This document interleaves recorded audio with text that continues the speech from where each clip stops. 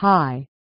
In this video, let's see how to download and install iMonitor Plus application on your Android device. Click Play Store menu option on the search text box.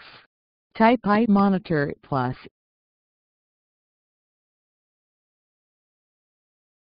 You will see iMonitor Plus application by Dura Technologies.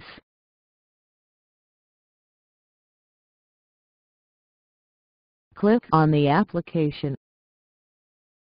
Click the Install button. Click Open to go to the home page. On the home page, at the bottom you will see Language drop-down, and application will be displayed in the selected language. Click Get Started button with hand sign. Click Tick Mark button to accept terms of service. You can search the community by typing first 3 characters. Also, you can use advanced search options to find the community.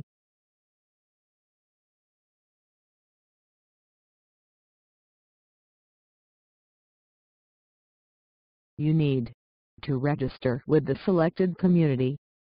This is one-time activity. Click Register button.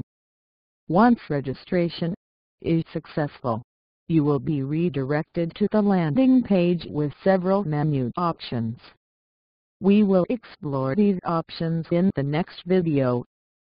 Thank you for watching this video.